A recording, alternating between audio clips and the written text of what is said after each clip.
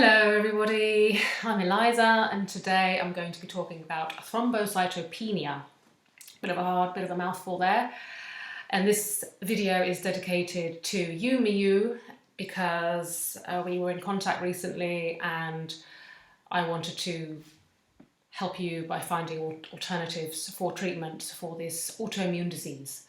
Some of the natural treatments that I will suggest in this video would apply across the board for different autoimmune diseases, but this one is specifically for this illness. I will highlight, going through the video, where they would apply to other autoimmune diseases as well.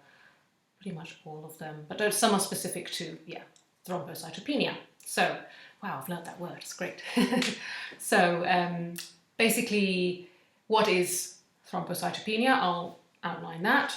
Point one, what is this illness according to the medical model? Point number two, how do the medical doctors and the medical teams treat this illness according to their approach? And then I'll go on to signs and symptoms. Maybe I'll do signs and symptoms first and then treatments, might work better that way. And then fourthly, I will talk about the alternatives. It's quite a long list of alternatives. I've tried to put as comprehensive a list together as possible.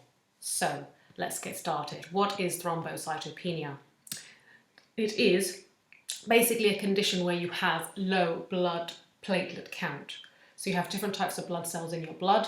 Platelets are one of those groups, and they're called thrombocytes. Actually, that's the medical term for them. They are clear, colourless. They're not red or anything. They're kind of white-ish type blood cells, and they help the blood to clot.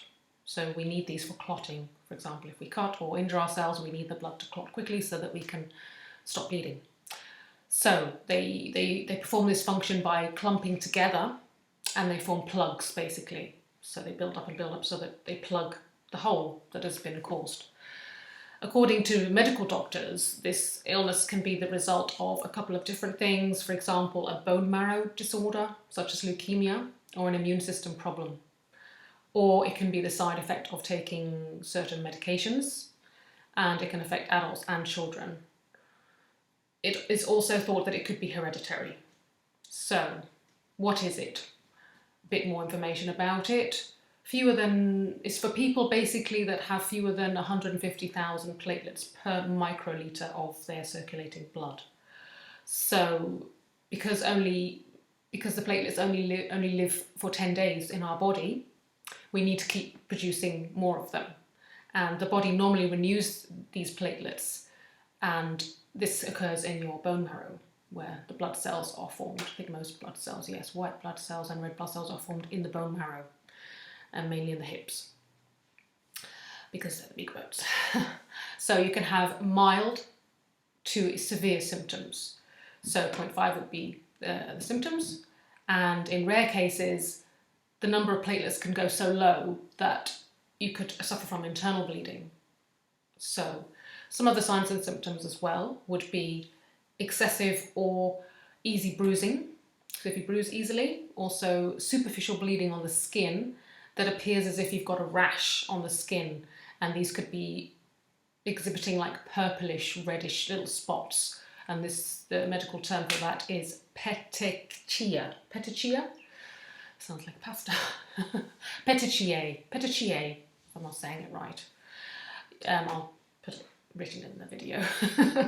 And you'd usually get these coming on the lower legs, so the calf area of the body. Also, another symptom would be prolonged bleeding after you cut yourself. So if you're bleeding for too long a period of time, it could be a symptom. Also bleeding in your gums or from your nose. Also blood in the urine or stools. And unusual, heavily flowing menstrual cycles. Also, fatigue can be a symptom, and also an enlarged spleen. The spleen kind of sits in this area here, and in some people it would really, really bulge out in severe cases. So, obviously you would want to seek medical assistance if you are aware of this illness and you have it, and you bleed, because you could potentially bleed out, which is not good. So you want to seek, obviously, immediate medical attention in those situations so they can perform first aid, but putting pressure on the wound obviously is vital if you have someone who's bleeding profusely. So the causes, according to the medical model, would be outlined now. I'll outline those. Trapped platelets. So basically, your spleen would be basically holding those platelets in there, and they're not able to be released, so that form what they would class as a blockage. So normally our spleen, it works to fight infection and also to filter unwanted materials from the blood. So basically, if the spleen starts harboring too many platelets, this can lead to a decreased amount of platelets in your blood circulation. So what causes the decrease in production of platelets? So say if the spleen isn't blocked and there aren't too many in the spleen, it can also be the production of these blood cells, which happens in the bone marrow, as I said before, and it's believed by doctors that this is caused by, for example, cancer or leukemia. So there's a drop in the production of these cells in those cases, and also in some types of anemia, which is a low red blood cell count. Also, viral infections such as HIV or hepatitis C can cause a dip in the production, and also chemotherapy and radiotherapy drugs and heavy alcohol consumption can also decrease the production of these platelets.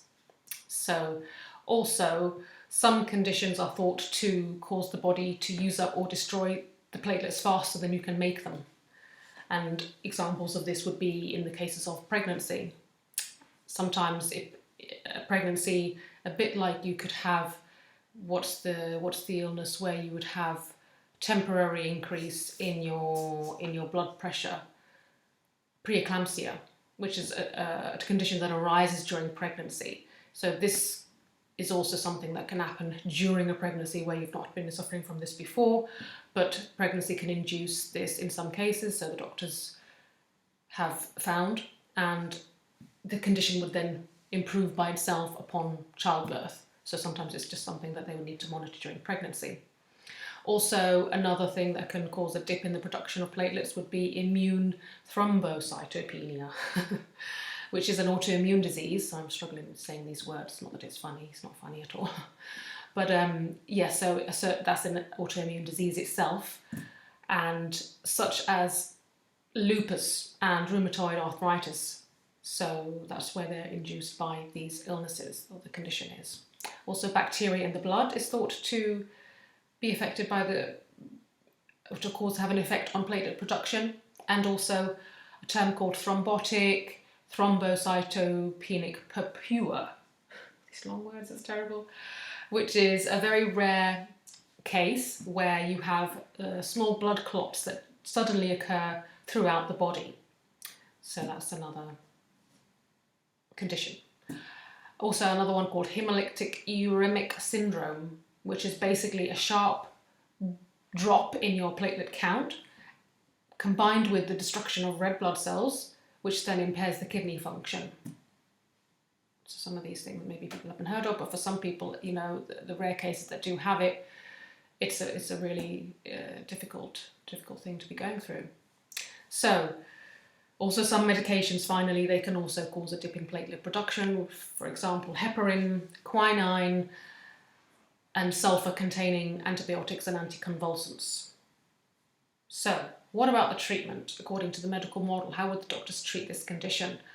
For mild or inherited cases where the blood platelet level doesn't go lower than 100,000, then per litre, platelets per litre, then they don't usually give you treatment.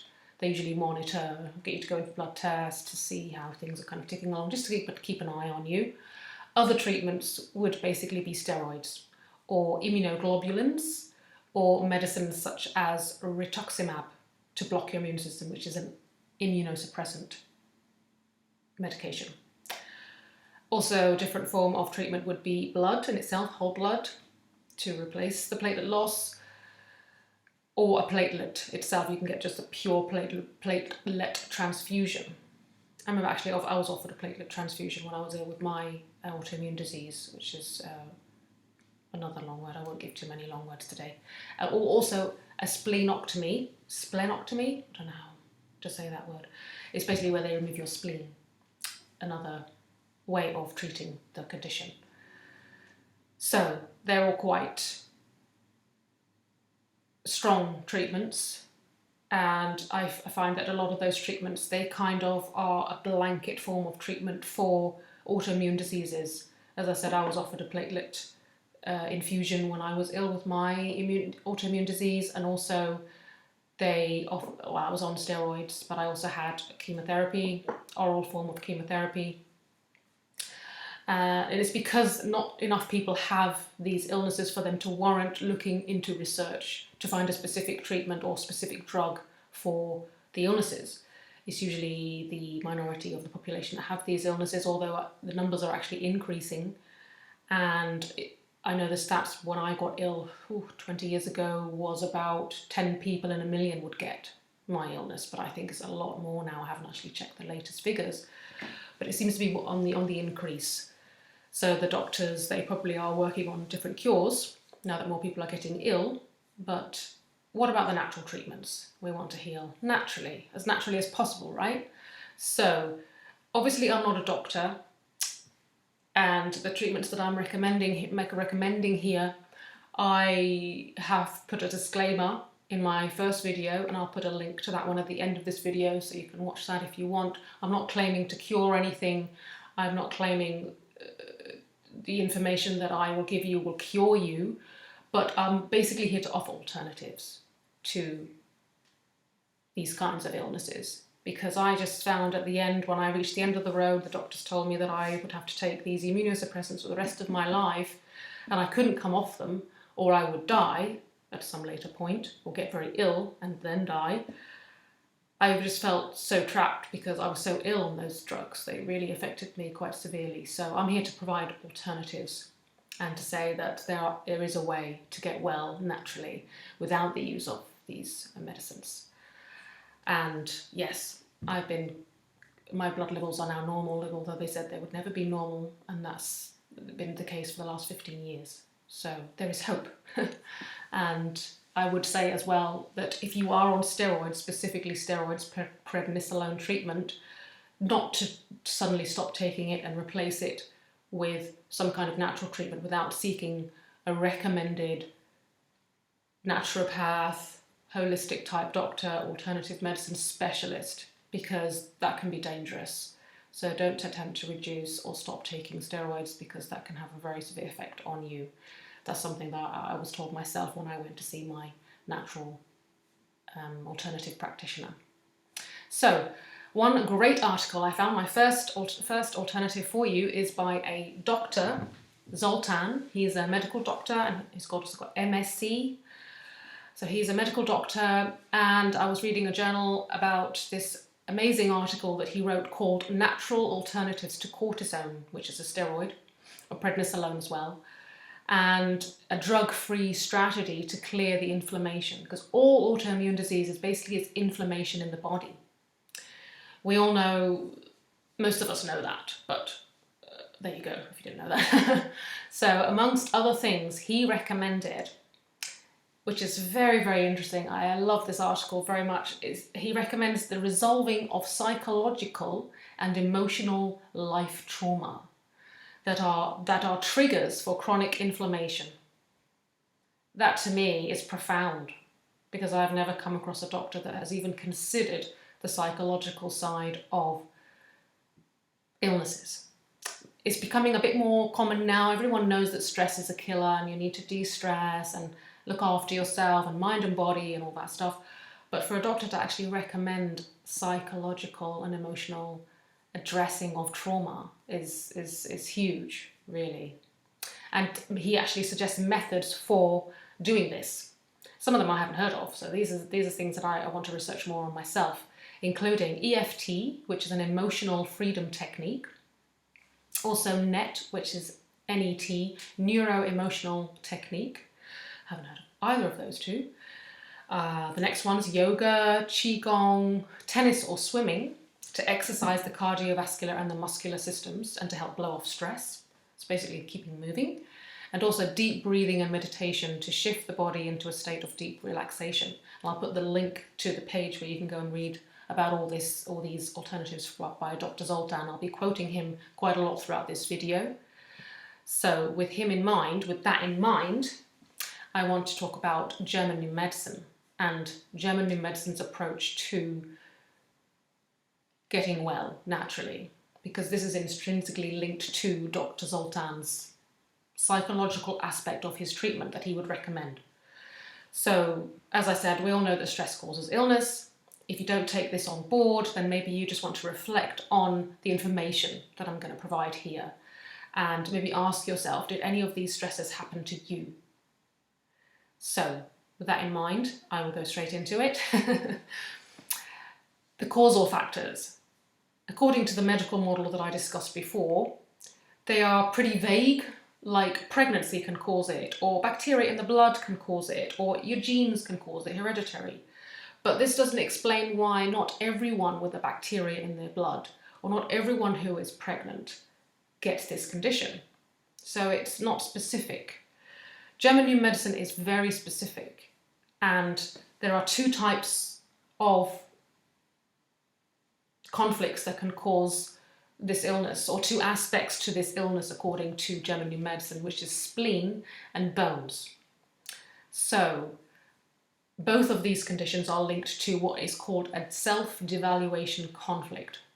I'll explain a little bit afterwards what is self-devaluation. It kind of is a self-explanatory word. You devalue yourself, but I'll talk a little bit more about that in a second.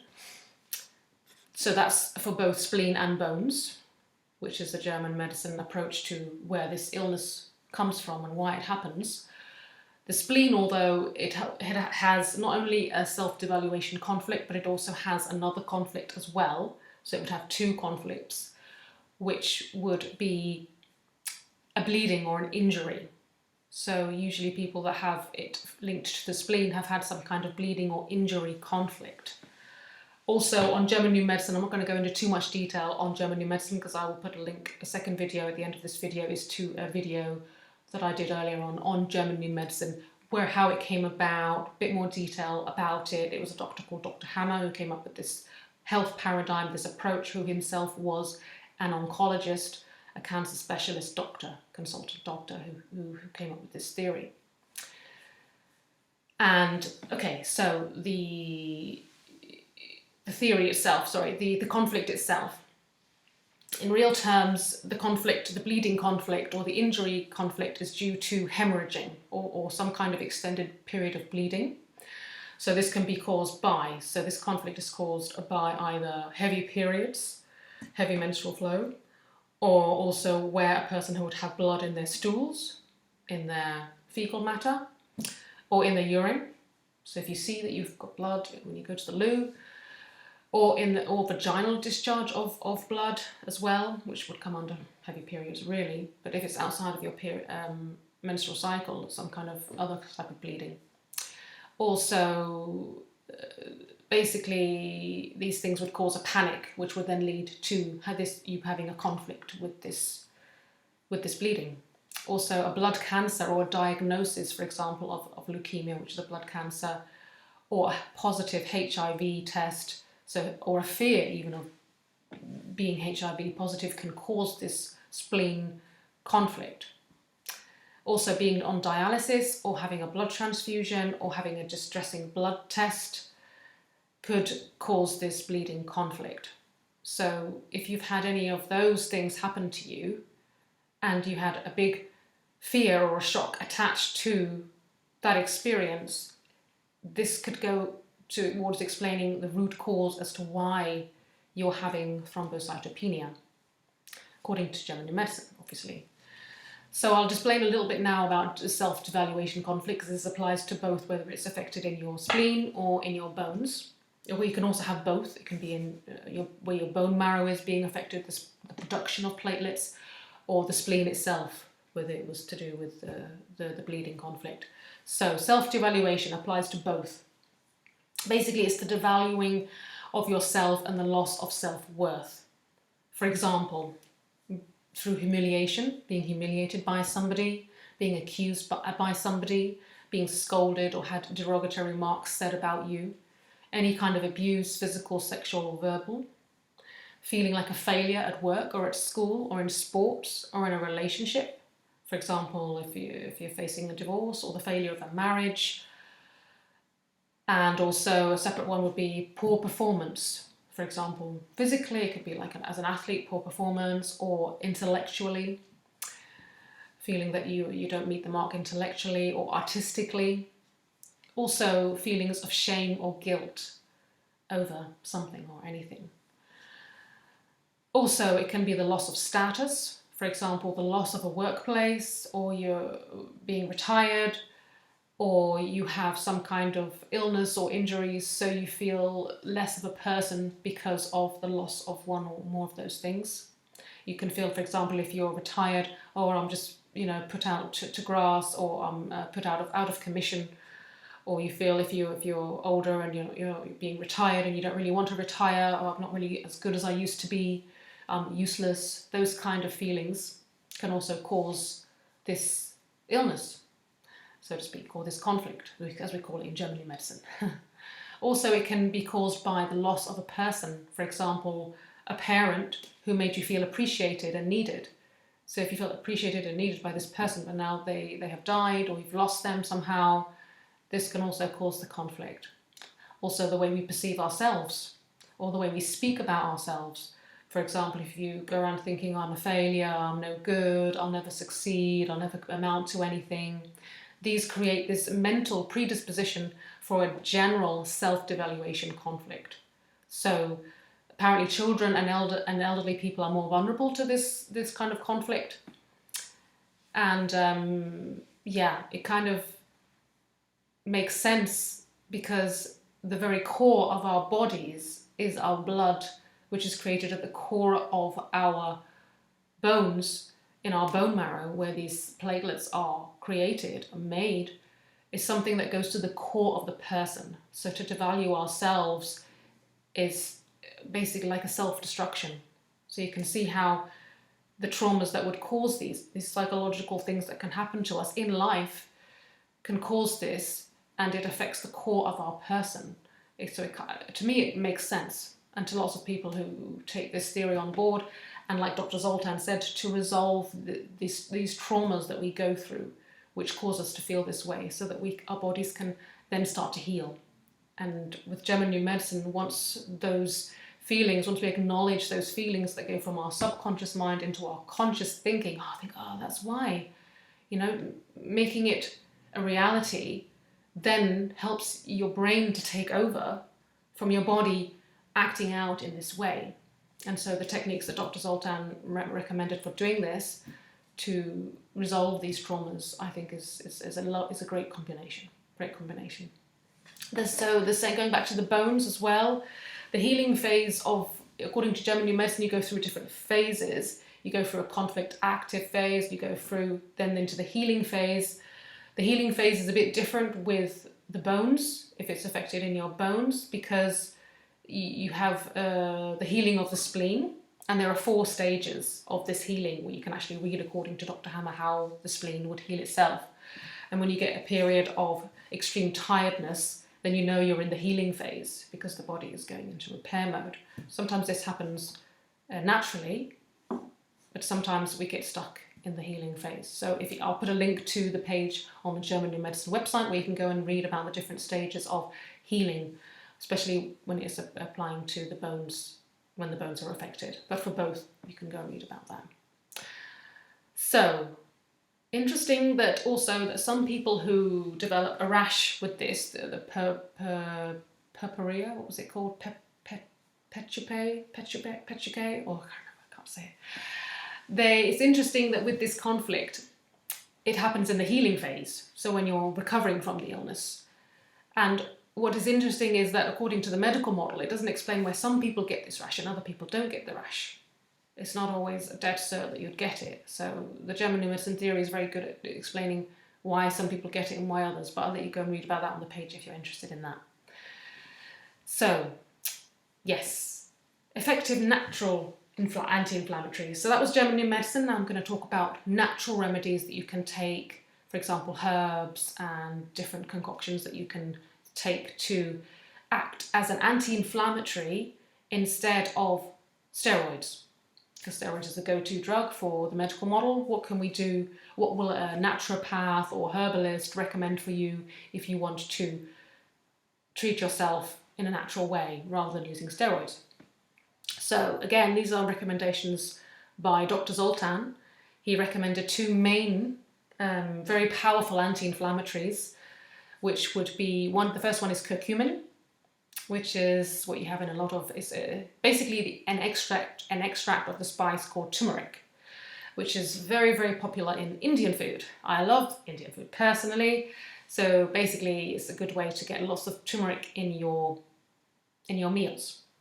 But there is also a medical type of turmeric that you can buy, and he believes it's the overall most effective remedy as an anti-inflammatory for the body. And it's been very successful in treating any kind of inflammatory condition. And this has been published worldwide in medical journals as well. So it seems to have a massive effect on the body's, on protecting the body from damaging and pro-inflammatory effects of fluoride as well. And also, yeah, he believes it's the most single formable alternative to prednisolone, which is the steroids, corticosteroids that you get from the doctors. Curcumin also works as an anti-cancer, an antifungal, an antioxidant, and anti-Alzheimer's treatment, and also antidepressant. So curcumin is another one. And yeah, cumin is usually called cumin, which is very good. So you basically want to get a high dose of that. Best examples of the curcumin, medical terms for it would be Longvida, Meriva, and BCM-95. And they're all 100% natural forms for curcumin, from turmeric, derived from turmeric. Yeah, so you've got turmeric, you've got curcumin, and some of the turmeric forms, those were Longvida, Meriva, and BCM-95. They're actually turmeric, not curcumin. I made an error there. I'm still learning as we go along.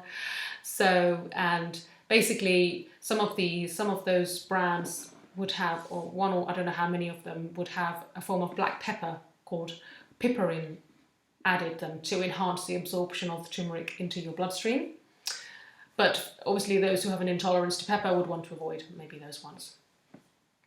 So, yeah, and your naturopath or your herbalist can recommend the dosage for that.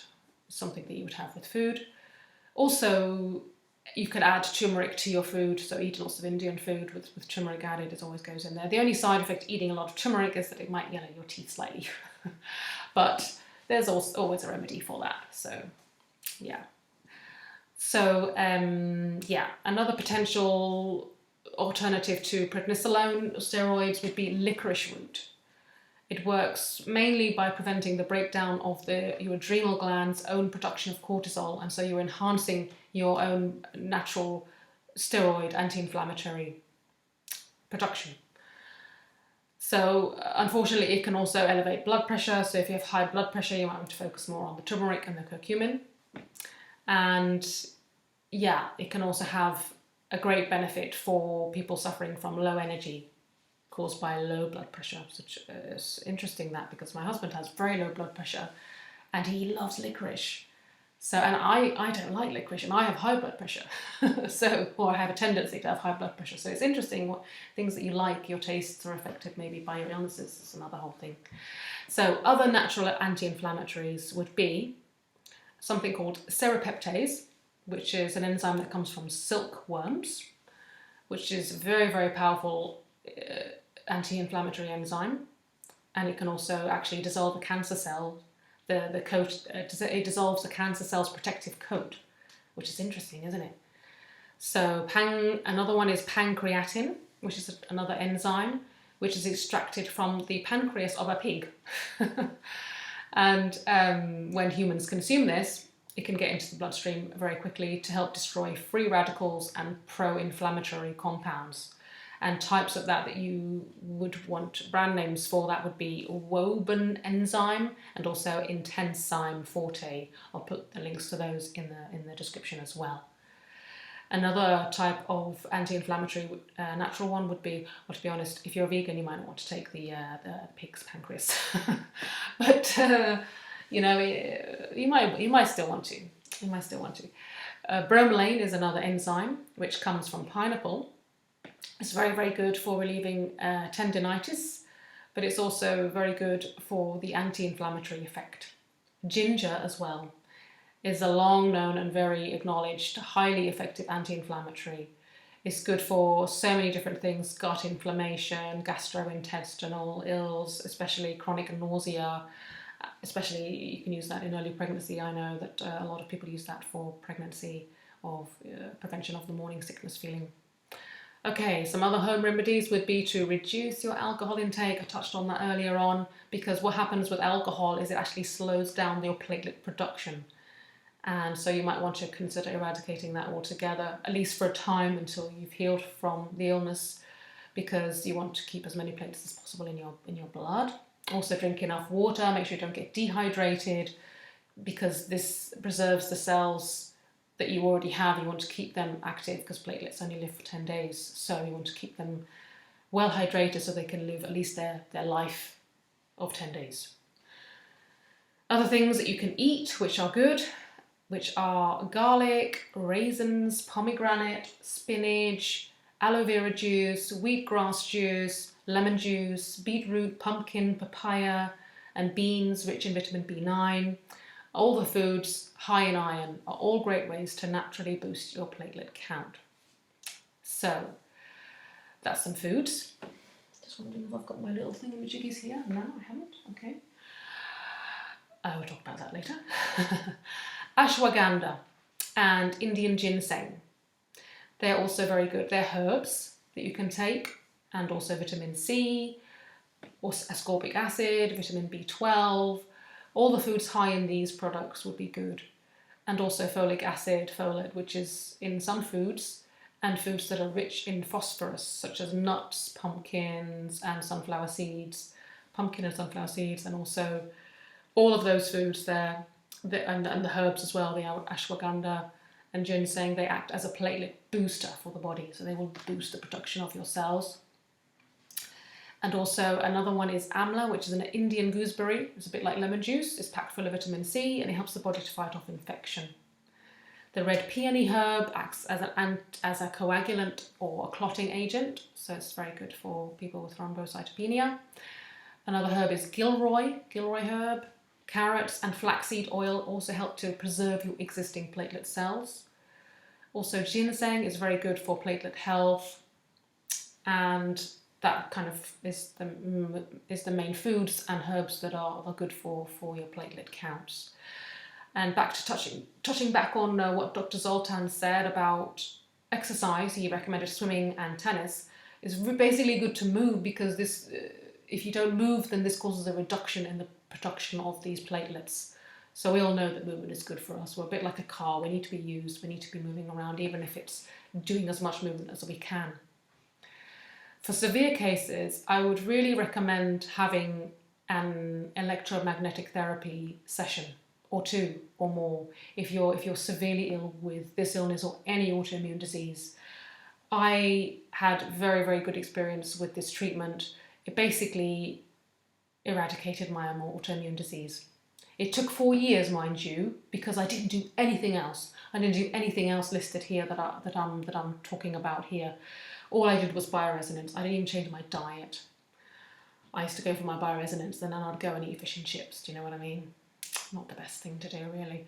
So I know that I would have got well a lot faster if I'd have changed my diet, if I'd have taken some of these herbs here that I'm talking about, if I had, just done more of these proactive things. So it really is a good way to harmonise your body functions, your spleen functions particularly, and to get the body working in a more holistic way. So I would really recommend that. Obviously find a recommended practitioner. If you need help with that, contact me. I'll do the best that I can to find one for you in your area. Also, vegan diet is also a natural anti-inflammatory, because meat and dairy and poultry, they're all acid forming in the body, which is basically inflammation. So to give your body the best environment for healing is a plant-based diet. So you might want to consider at least reducing your meat and dairy and poultry intake. Also supplements, such as the ones I take myself. I take these amazing supplements that have really given me recently a massive boost, and I'll put a link to my web shop where you can buy those supplements as well. Honestly, the last 2 weeks, the last few days, I've been taking them for 2 weeks only, and the last few days my energy levels have just gone through the roof. And these supplements are basically pure fruit, berries and vegetables in capsule form, and they're taken only from ripened fruit, processed completely straight away at a very low temperature to retain all those nutrients, and you're basically getting in 2 capsules the equivalent of 10 pieces of fruit, the skin and the rind and everything, or 2 of the vegetable capsules, you're getting 10 vegetables, everything. They're amazing. So to really give your body a boost in that way, I'd recommend that, to get your energy levels up, to get your body functioning in a better way. The berries are very good for your skin and melatonin. Also, I would recommend these herbs by a doctor called Dr. Morse's Herbs. He has a blood support tincture, which is basically excellent for your blood production. And this there's a concoction called the blood support, which contains burdock root, white oak bark, plantain leaf, yellow dock root, prickly ash bark. And all these herbs that he uses are organic, wild crafted and consciously cultivated. And they're very reasonable in price as well. As are most of the things I've suggested naturally, they're probably far cheaper than a prescription, to be honest, in lots of places. So that's what I have for you as regards treatments, and I hope some of that can help you to at least look at addressing your thrombocytopenia and other autoimmune diseases in general. As I said, the main bulk of the things I've recommended are very good for all autoimmune diseases. Specifically though for thrombocytopenia would be the treatments that I mentioned, which were, yes, the licorice and the turmeric and the curcumin. They were the only ones that were specific for this illness, and also the herbs and the foods that are specifically for platelet production. But the other things would be good for any autoimmune disease. As I said before in a video, if any of you have a condition that you would like to have a video like this made for, get in contact with me in my details in the description below. Subscribe to my channel. Please share it with anyone who you know maybe has a chronic illness and would like to look into alternatives. So we want to get the word out there as best we can. So that's what I have for you today. I wish you all a lovely day or evening or afternoon, wherever you are, and take care of yourselves. Bye for now.